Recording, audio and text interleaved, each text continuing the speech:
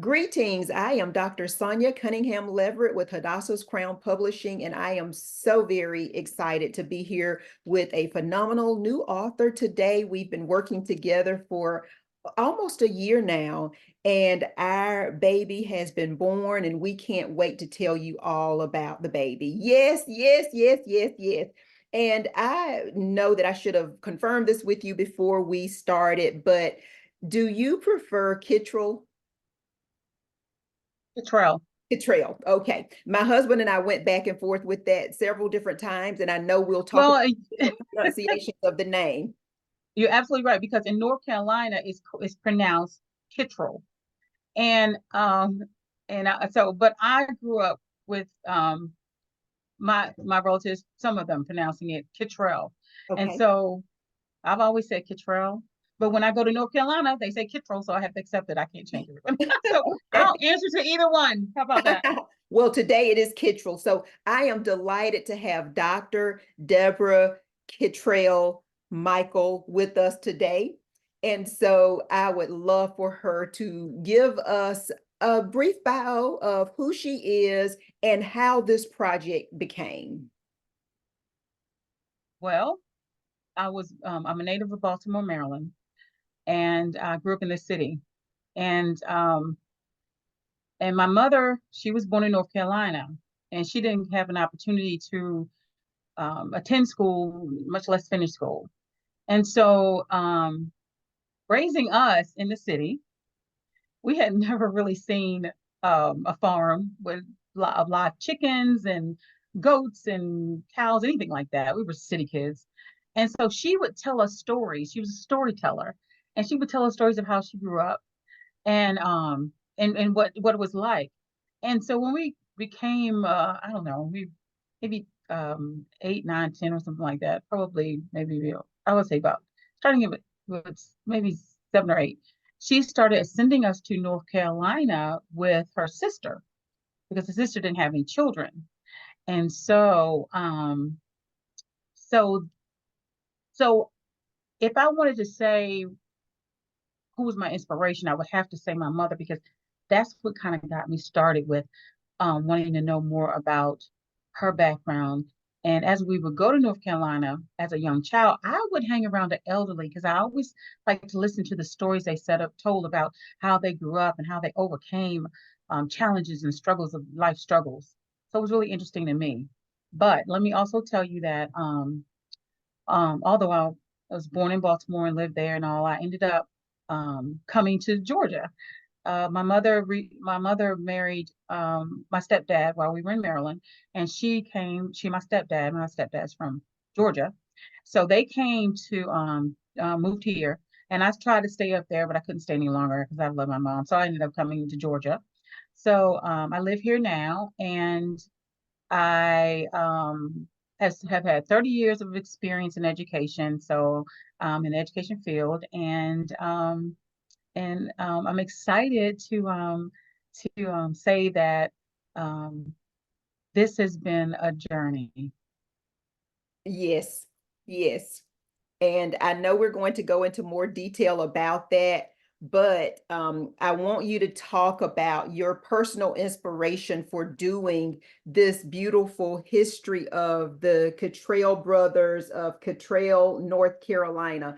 And I love that the Kittrell Brothers and the Kittrell family have their complete own city in North Carolina. So we're talking about some people who they were somebody because they had a whole town named after the family.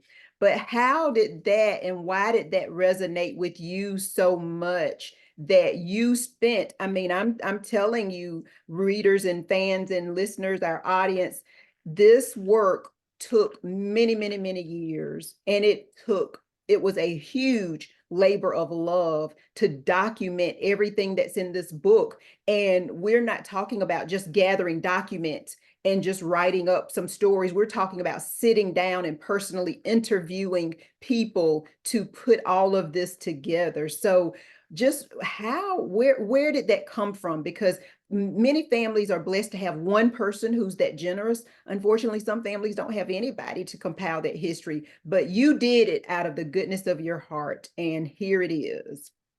Okay. Well, first of all, let me back up and tell you that um, I want to say that this book was written and published by the grace of God. Okay. Um, And all of the compliments and all of the accolades that I'm receiving is because of my obedience to God. My mother, as I said, would tell me the stories, her stories, and of how she grew up and how things were when she grew up. And I would listen to her year after year, but I really didn't hear her because, and there's a difference. I would listen to her stories, but it was hard to take it in because there were some really some dark chapters in her life. And she, when I was young, she asked me, she said, I would like for you to write my story. And I said to myself that I don't think I could do that because it was too much. I could I really didn't. It was hard listening to them, much less write them. And so years and years as we would go to North Carolina and I would learn more about how she grew up and more about our ancestors. um, I started getting records. I started going to the courthouse and getting records. And she had never seen her birth certificate. I think she saw her birth certificate for the first time when she was in her 30s, in her late 30s. I had gotten her birth certificate and she realized that she was actually celebrating her birthday on the wrong day. She was told when her birthday was orally, but never really seen a birth certificate. And when I had a printout of her birth certificate. She just held it and she couldn't believe that she could see what that there was a document out there that had that much information on her about her past, about her mother's name, her father's name, where she was born, and just seeing all of that just really touched her heart. So so that's the type of to bring that information to your family members who've never seen a birth certificate or known how to obtain one. It really does help them to better understand who they are. So I was able to give her something as she had been telling me about the family history and about her journey to becoming who she was at that time in her life. wow. So she is my inspiration. So I have to say that she's the inspiration behind the book. For years, what I did was I just, you know, she would say, "When are you going to get started with with my book?" And I was getting, excuse me, I was getting documents, and I ended up getting her father's birth certificate, his brother's birth certificate, and I was letting her see these documents, and she was so excited. And she said, "Well, when are you going to let me tell my story?" So finally, after I had obtained my degrees and all, I said, "Okay, I've written enough. I know how to defend a thesis. I've done it. I have 5 degrees. Okay, all right, I can do this now." So finally, I made up my mind that I'm going to sit down and I'm going to write this.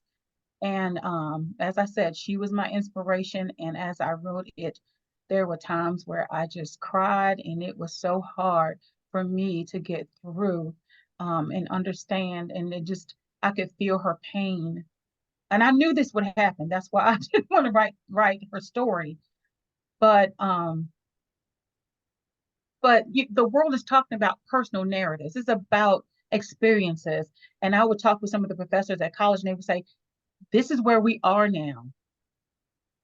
Personal narratives are they're so helpful for others to understand life and that the struggle that they're experiencing is different from the struggle the historically that our ancestors the things that they struggled with and sometimes there's some commonalities in them and but how did they overcome them? I mean, they're living, they were able to make it, so what did they do? So she I sat down and I had there were some times that Some of them were, it was really, really tough, but I had to persevere, and I interviewed some other relatives. And when you get this book, I would love for you to model it. And I am so glad that I was able to get those stories from my relatives, because memories fade. And and this is rich history, and you don't want to lose this. That is so true. And I remember when we first met, you talked a good deal about your mom, but I had forgotten just how that's where it started, because her story is similar to some of her siblings' stories. And so the pain of penning her story was felt, I'm sure, over and over and over and over again. And I know from working with victims of domestic violence or any type of abuse, it's almost like having a love-hate relationship with the paper, because the paper is now where the pain is, and it's hard to get back to it or to keep going to it.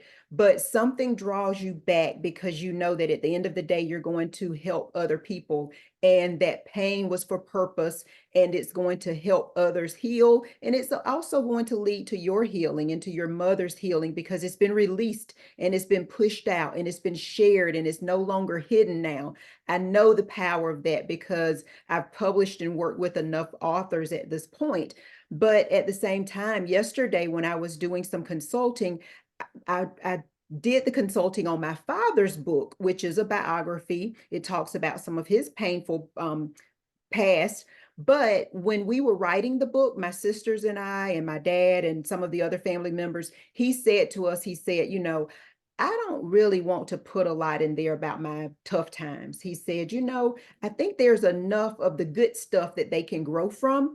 And that was just him. So that made it easier for us to write, but we still heard those stories. And so he did share some of his struggles, like when he was at South Carolina State University and all of that. But what I said to those young people yesterday, I said, who is the oldest person in your family that you know? Or it may not be a family member, because of course we had to keep in mind that some may be adopted, some may not know who their real families are. I said to them, there may be a teacher at school, someone at church, someone in your community. What is it that you know about them versus what is it that you want to know about them? And I let them know there may be a small window of time for you to get that information. And when you really want something such as this, you have to do it, when you can, because I always wanted to write about my grandmothers. My maternal grandmother lived to 94. My that was my paternal grandmother, 94, and my maternal grandmother lived to 95. But when I was maybe disciplined or focused enough to sit down and get ready to write, they both had memories that would only take them back so far. Like they couldn't really go back into their childhood with me the way I would have wanted to. And so what I've done is kind of piece together stories based on their relatives and people around them. So what you have said is very true, that the memory only lasts for so long. And if you want it, you need to get it. You need to make it a priority and just sit down and do it. And so tell us about some of the experiences just sitting down with some of your mother's family and recording. What's something memorable about writing these stories? The power of them. They were so powerful. Wow. And my her sister, my aunt, just turned 79. Okay. And she was a victim of sexual um, assault. And she is amazing. She said that it seemed like it happened yesterday. And she's about to turn 80. Mm. And she still has that pain. So one of the things we have to remember about this generation Mm. is that they were raised by a group that was called the silent generation. So they were raised by women who didn't talk about um, anything related to sex. They didn't talk about anything related to the female body. They didn't talk about those things. They were hush hush. You had to find out things on your own. So so it was really difficult. They would, because if you don't, you don't have anyone giving you instructions on what to do if when a woman becomes starts her menstrual, no direction, nothing. And so it was really difficult for them to understand life. So my sitting down with them and writing their stories, I asked them very clearly, and I actually had them to sign off saying that it's okay to name the person who did this to them. And both said, I want it printed. And again, I had to realize that they never received counseling. No one sat down with them to try to understand what happened. Um, this was their way of dealing with these issues that happened to them years ago. I know, and it's so strange because when we would go to North Carolina as an adult, I mean, all through my childhood, but as adults, when we go to North Carolina for family reunions or anything, we would go there for my mother. Any opportunity she got to tell about what happened to her, that she was raped or and hurt or whatever, she would say it in front of other relatives. She would say it. And I would go in the corner somewhere and go, why in the world was if I was raped, would I want to tell everybody? I think I would want to keep it quiet. I wouldn't, well, I didn't understand that. But I have to understand what I've learned since I've gotten a degree in counseling is that this is how, I mean, she didn't get any help. So this is her way. This was her way of dealing with those issues and that trauma. That trauma, she carried it all her life. And this was her way of dealing with that. And my aunt the same way. And I couldn't believe that they were so open about this. And they talked about it. Wow. And so that was so and so I said, okay, all right, so if you want the name printed, I will print the name, but you're gonna sign off and say this and that this is what, because I don't know the people, I don't know them, but they do. And so they were willing to actually name the people that hurt them. And one of the critics in the book said that sometimes when you're wanting to um, publish or write about your family history, there are going to be some dark times, and you have to make those decisions, or the person that you're are interviewing or working with, do they what are they to what extent? Just like you said with your father, he said that he wanted to only print so much or say so much, but these women were open. My uncle, he was open. He was able to speak about my aunt, another aunt, who was also in that same position they were in, sexually assaulted. So he was able to speak because he they were living in the same house, and he said he felt so bad because he couldn't protect her from perpetrator, from the other family member. So, but it took me years to realize this. The beauty, there's beauty in this. There is beauty in this. Is that these women they didn't allow that dark part of their lives to they didn't succumb to drugs or alcohol. They took that negativity and to me, in a way, it empowered them to want to have a family, to live a normal life, to be a productive citizen. Um, they didn't. I had the best childhood, the best mom, the best aunt. I mean, that didn't affect them. I would say this. I always wondered why my aunt was so protective over her children. She would not allow anyone to babysit her children. She did not play that. She didn't. She was very, very protective. As a matter of fact, whenever she had a child, she would quit a job and she would stay home and she would take care of her children. And now I see why she was that way. Mm-hmm. So um so and to me, I didn't want to air any dirty laundry family. I didn't want that. This is their stories. This is their history. This is what they wanted. They want the public to know. And I think it helped them psychologically. Um, and I said, you know what? I said, this book is going to be public. I mean, people, let it be public. I want the world to know.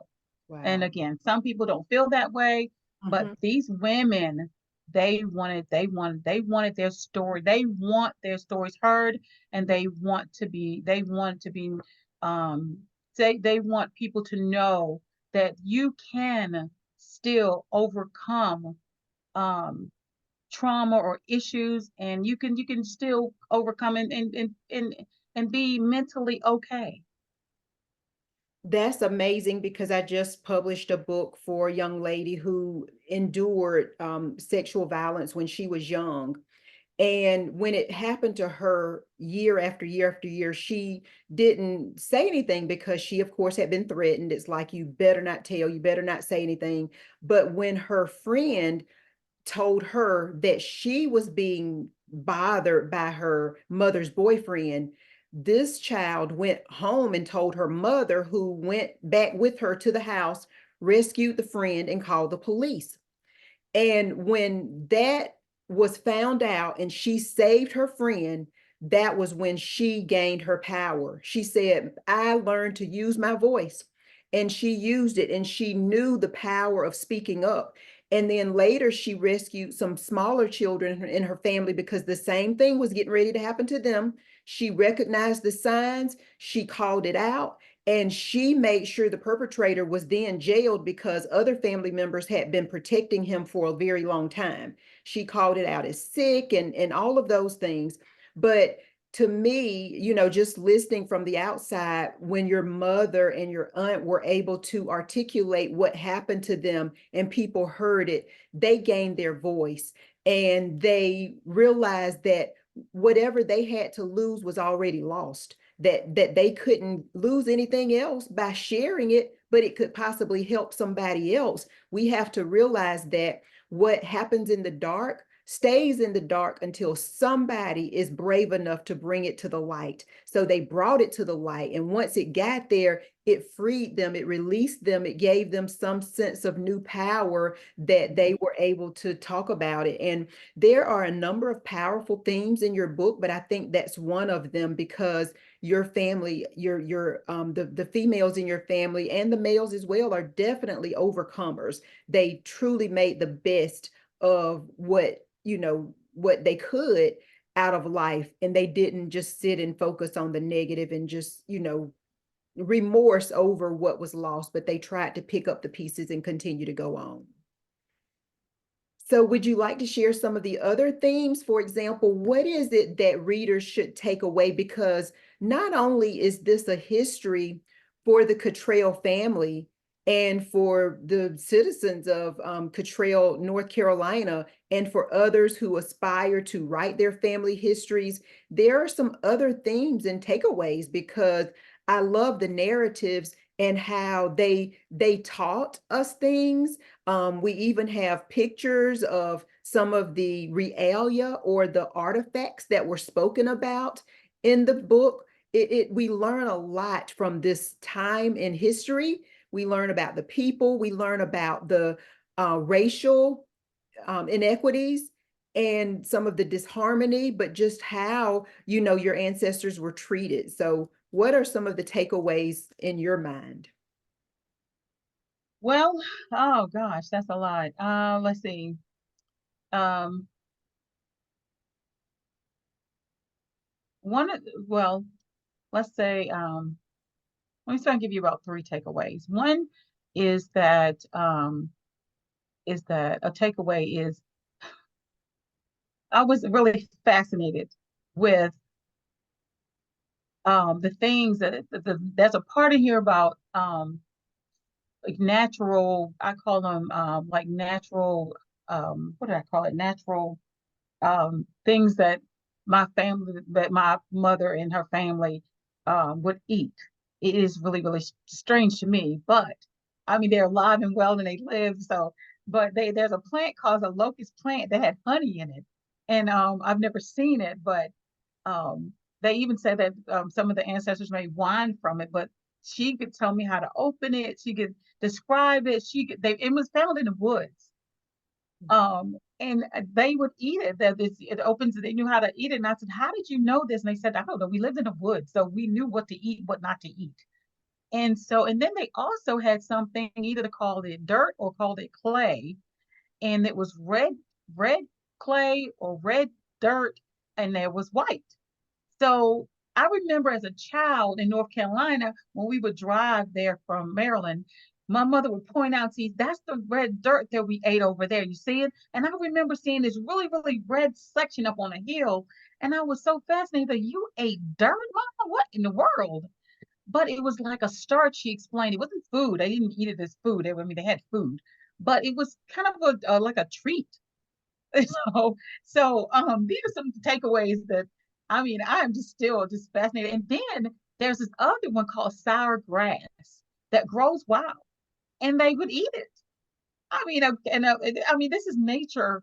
These are nature things. I mean, this dirt is naturally grown. The locusts are, which is weird, but it's naturally grown in the woods. And then you have you have the wild grass that's out there in the grass. But it's certain ones you pick up, and you.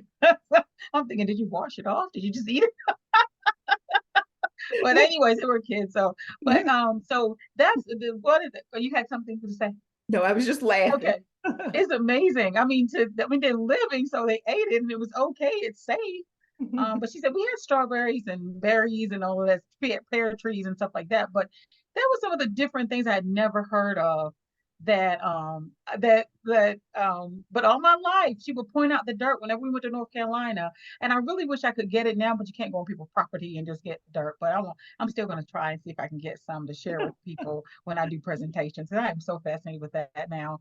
But so that's a takeaway to know that our ancestors, I mean, my mother, not just in 1800s.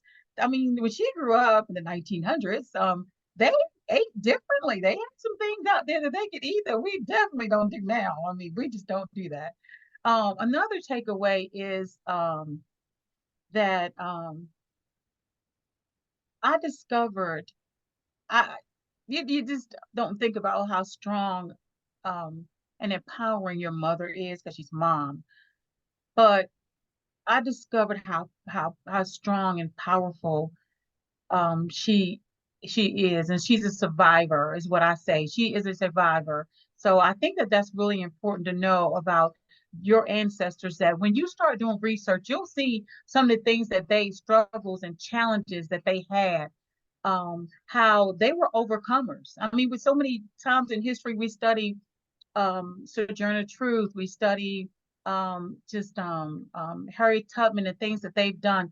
But some of your family members have done some significant things to and strong contributions to your family. And so discovering those, so that's another takeaway. I think that that's really important to discover and find out. And I mean, it gives you a sense of you see them differently in a way. Mhm. You see them differently. They're Ye- not just mom. Yes. Almost become super mom. Hey, my mom was able to do this. And so um and the third takeaway is this. This is the third one. And I think this is extremely important, and I want everyone to hear this. I'm an educator, so I've spent over 30 years in education. So I know curriculum, I know credits and all of this stuff. I spent 20 years in higher education. So this is taken out of that concept, out of that context. Okay. So and right now, I actually left higher ed and I'm in the public school system. So in order to get a high school diploma, you have to demonstrate competency. You have to pass a test, actually. You're required to take American government, US history, and you're required to take world history.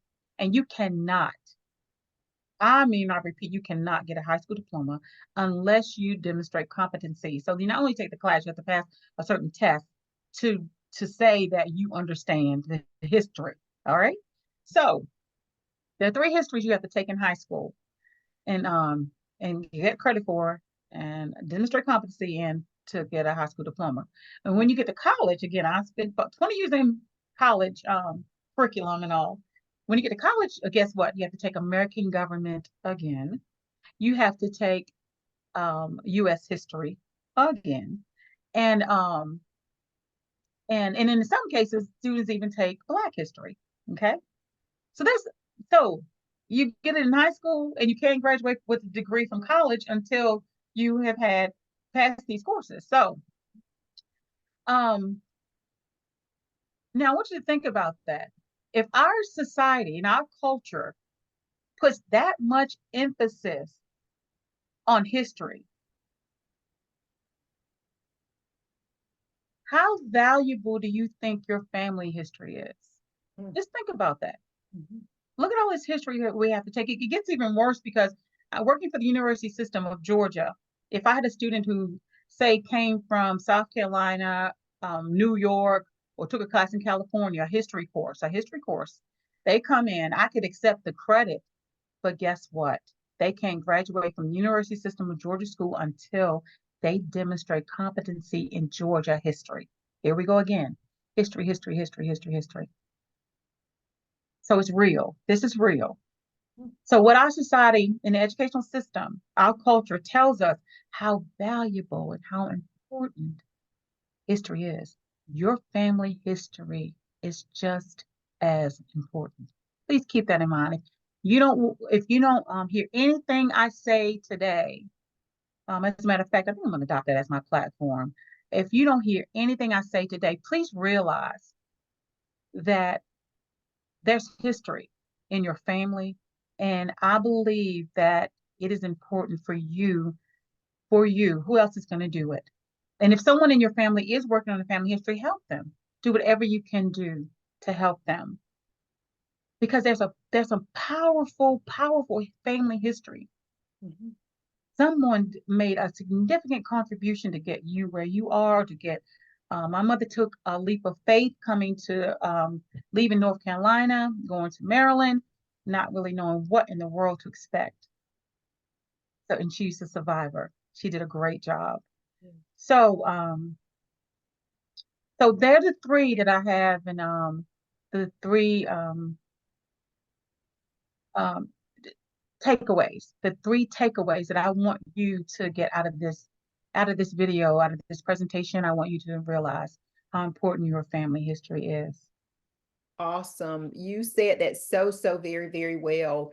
And I am a firm believer that we need to record and document and pay attention to and deem our family history extremely important because when you saw the strength of your mother, the pride that you had, but also that lets you know that it's something in you because you're made from, a lot of what your mom's made from. And when you look at her adversity and the struggles that she got over, you're like, well, certainly I can handle the things that come my way. So we can move forward on their strength.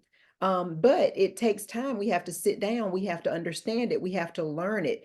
We hear often stories in passing, but the way you sat down and actually put them on paper, and then you went and backed things up because I've heard, and my dad references it in his book about how one of his uncles had a run-in with a slave master and his son and or plantation owner and his son, and he ended up, I believe, injuring the junior, the son, and he ended up having to catch a train and leave town because he knew how dangerous that was. Well, he had a relative who was actually killed when he got to wherever he was going because of what he had done, the encounter that he had gotten to. But then he had another family who got into some trouble and he took off and never could come back to the area because he was wanted. But you actually have articles. And so, we're having a family reunion coming up in June. I'm going to impress upon our family. In his book, Dad has given us some tidbits. It's up to us to go and find these things. Like, let's treat this as a scavenger hunt. If everybody that's at that reunion, and we're hoping to have 100 people, my dad may be the oldest person there. He's 85. And then, of course, we, possibly have had a baby born this year. But anyway, all of the ages in between there, like you said, if we all divide it up and find something and bring it, how much easier it will be than one person having to sit there going through ancestry.com, searching the courthouse records, going to archives and all of that. And you even have like marriage license, death certificates, you have like the historic homes, pictures of those, just so many different artifacts that are great. And I love the way you have, not just one article, but you have a series of articles about the one incident. Those are the types of things that we can do because there were newspapers when these things happened, and we just need to find them. And then, you know, it felt special to hold documents that were so very old in your history. But I know that when they're very personal and specific to me and my family, that there's going to be a power there to feel those documents and to actually see some of the things that happened. So you have truly inspired me. You really have. And I know that there's someone watching. I've gotten a number of calls over the years of people trying to put things together, but perhaps this is going to help them. This is going to catapult them to move forward. And I do know one lady who right now is her deadline is the end of April. She's trying to get everything together. She has all the stories, but she was just trying to figure out how to put them together. And I told her I would love for her to see your book because I think the way you laid things out, it is a mystery to try to figure out the best way to organize it and how to tell the story.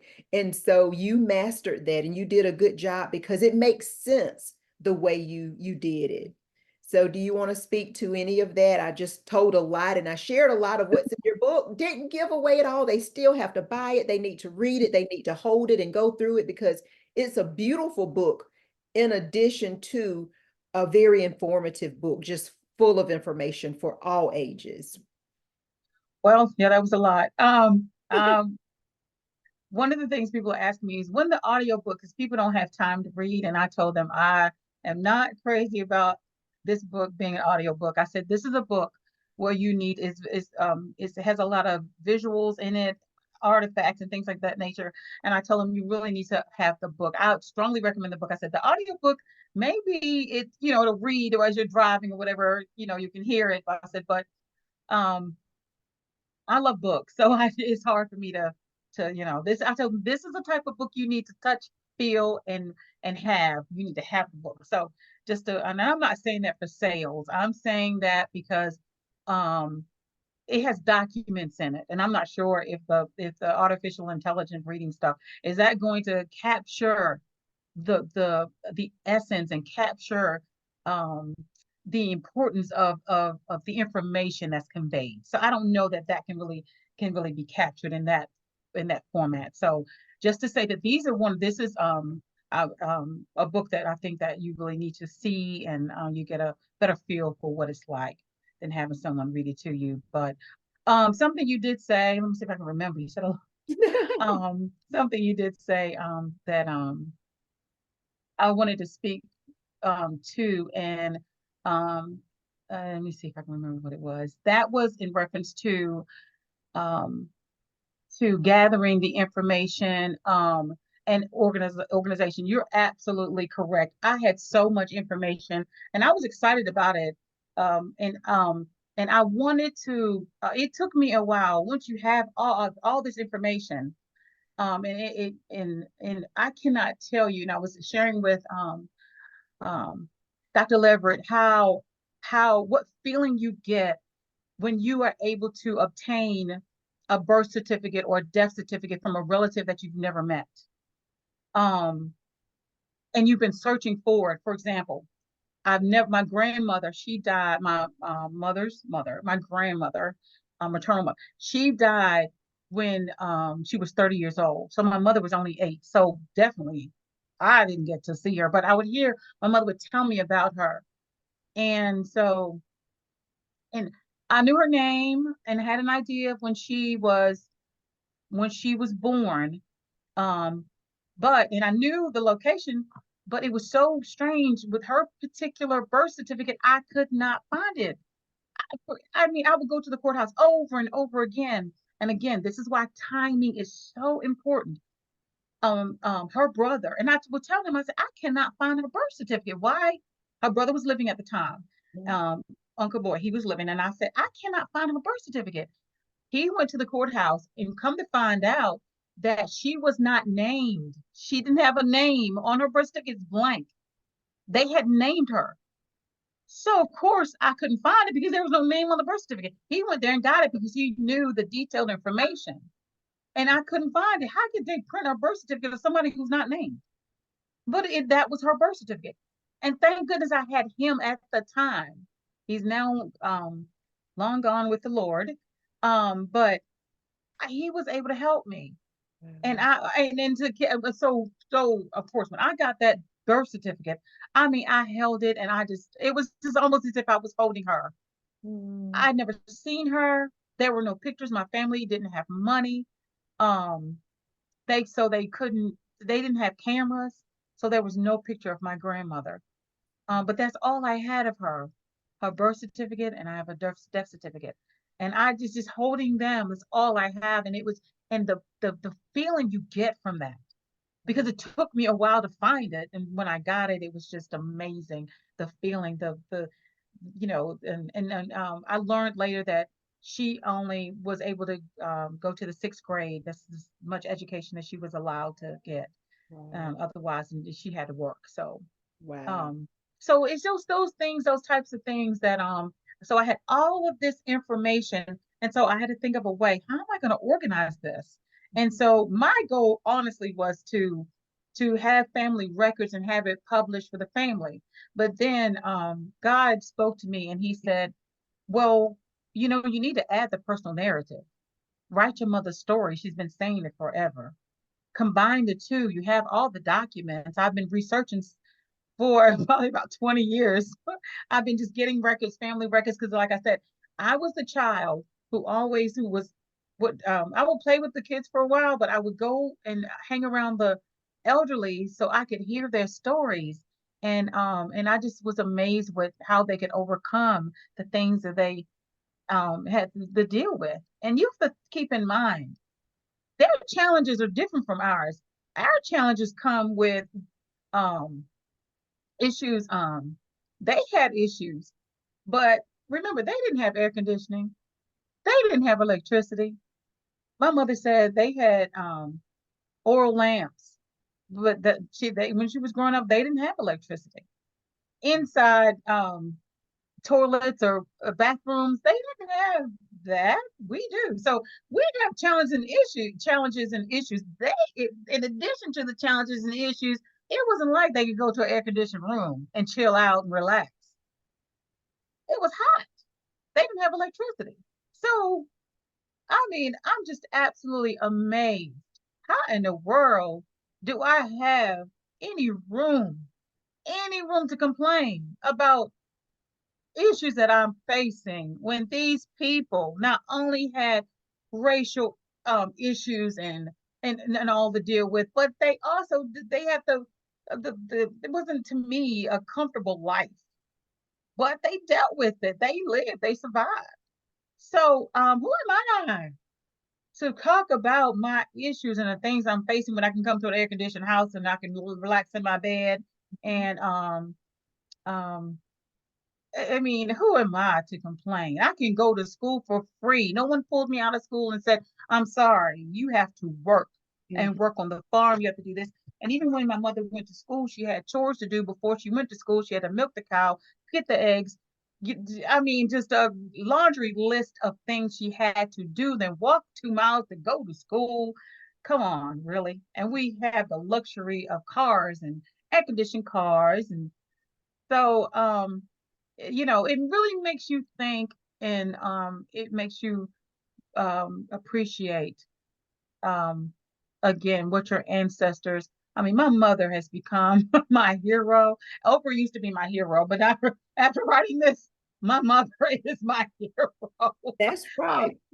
That's right. And we all, if we really take our time to search, we have heroes in our family, and it may not be that they did something, just, I mean, they never reached Oprah's fame. They never reached Sojourner Truth's fame. For example, my father, went to school where Jim Clyburn went to school. He sat in on sit-ins during the 60s. His name is not in anybody else's history book, but that really meant something to me because his story is just as important as other people's story. And so while they may not tell it, I felt like we needed to tell the things that he's done and what he's overcome, because again, that will strengthen and empower generations to come.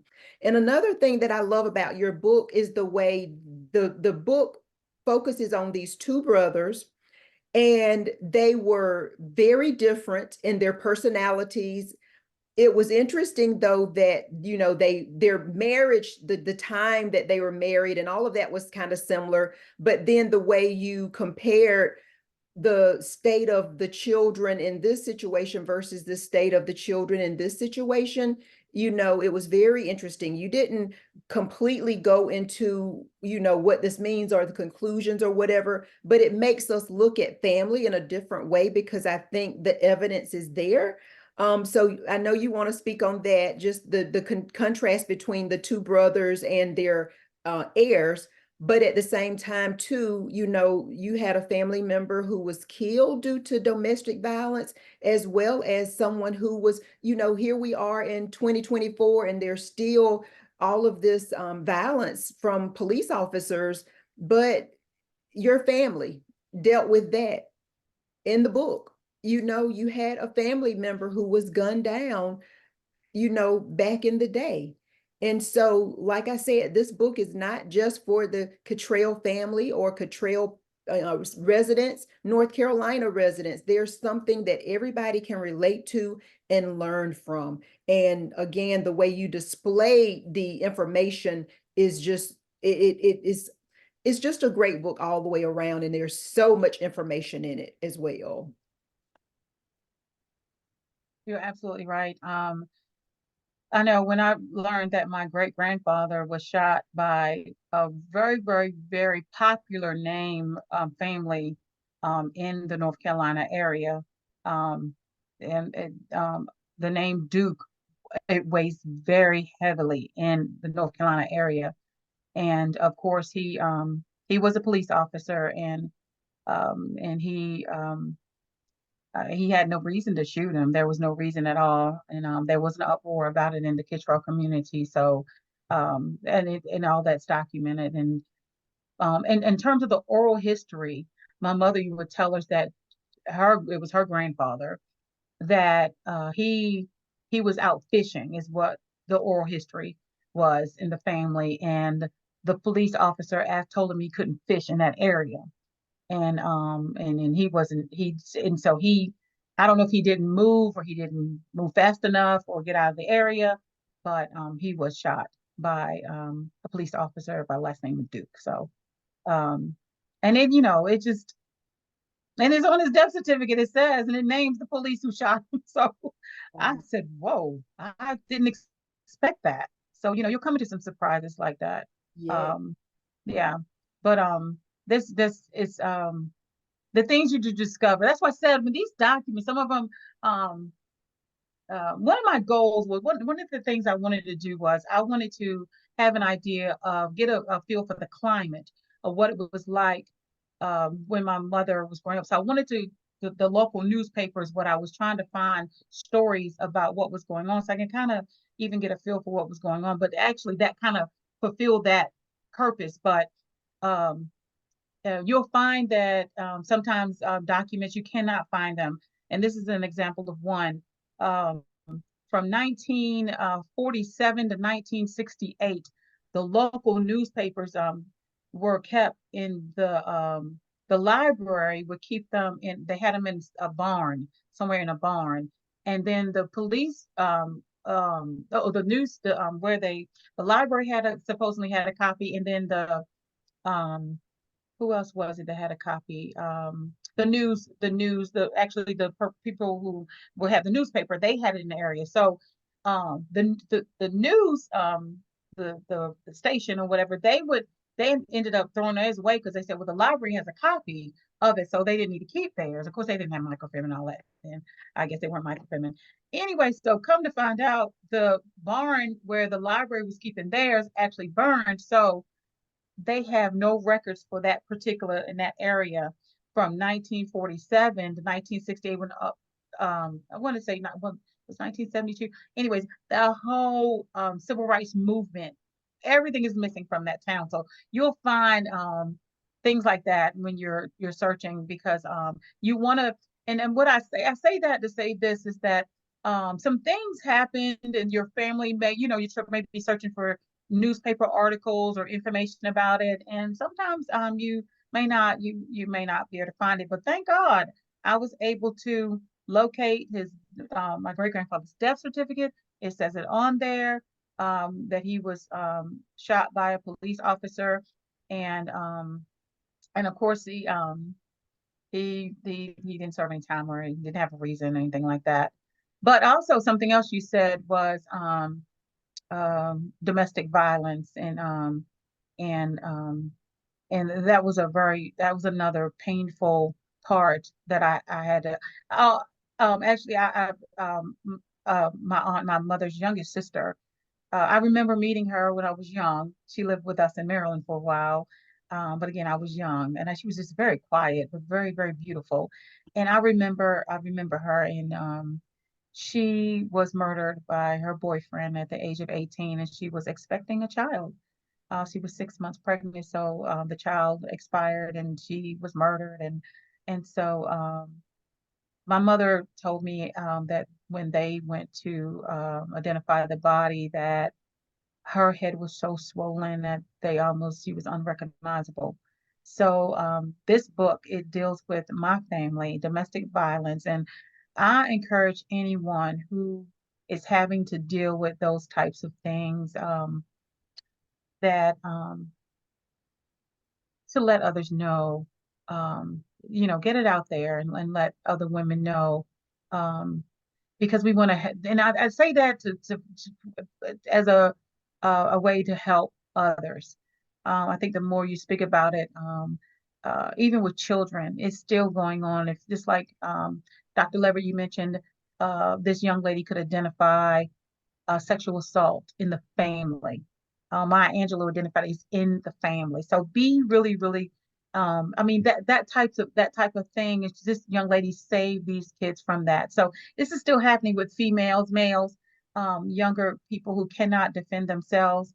Um, it still goes on. So going through this, actually, I ended up getting my certificate to serve as a sexual assault advocate.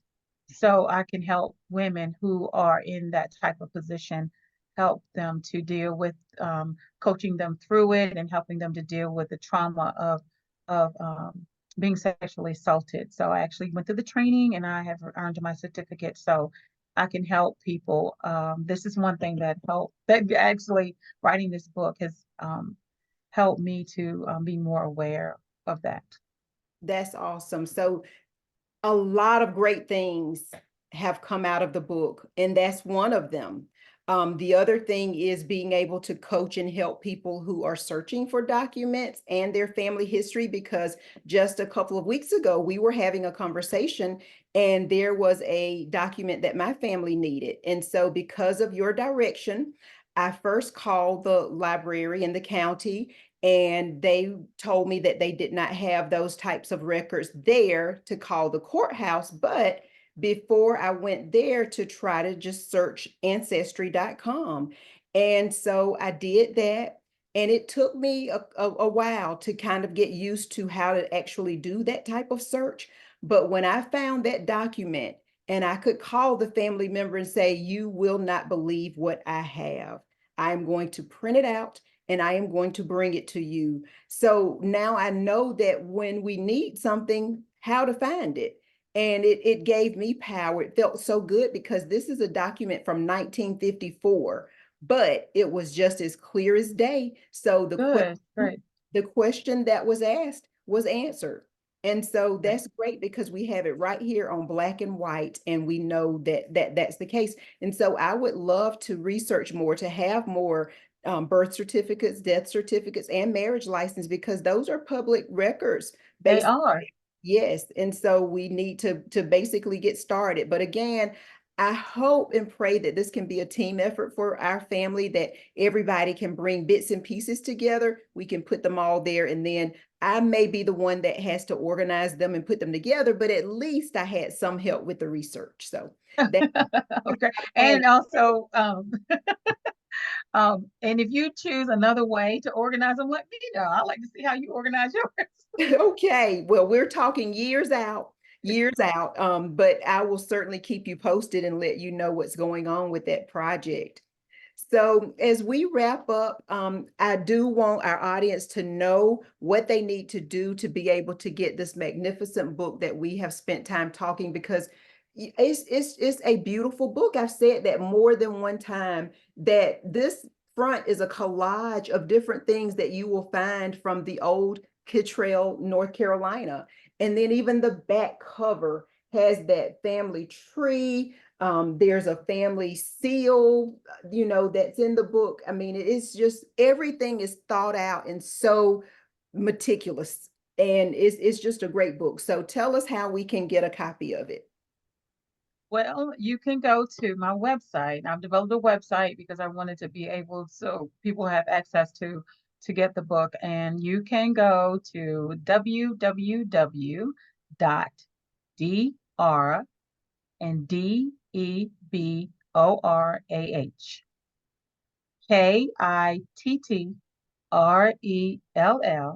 which is Dr. Supposed to be Deborah Kittrell.com. Okay.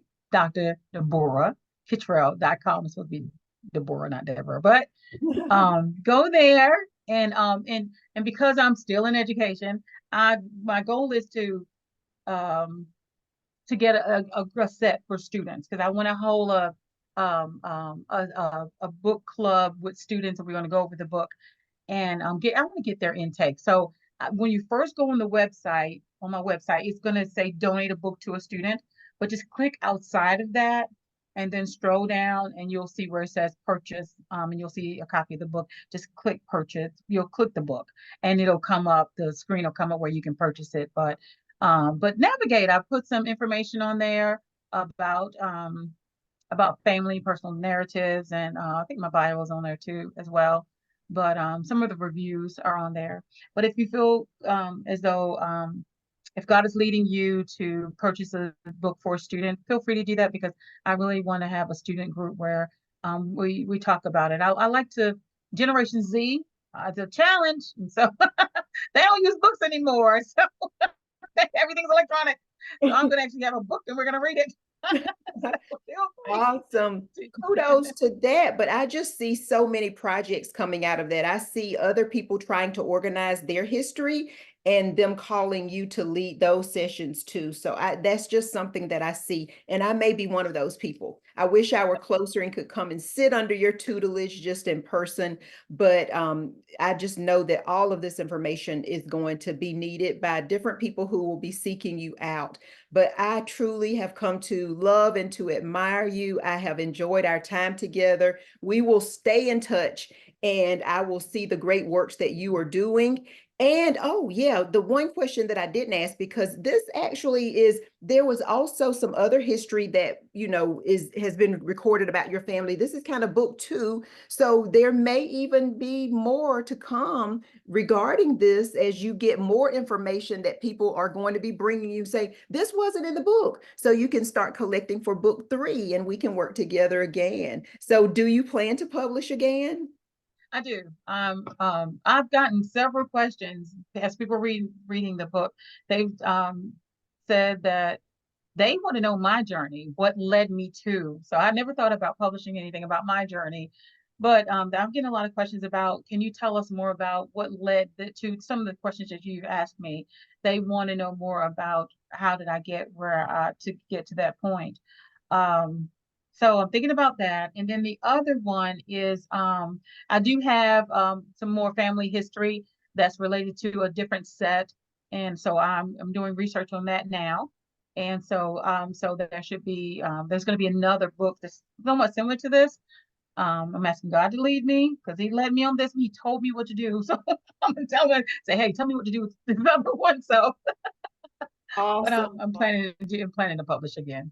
Okay, well, that is great news. I love to hear that, and I'm glad that you're continuing to write. That I know that, it was a great experience. We had some hiccups because we were both learning as we were going.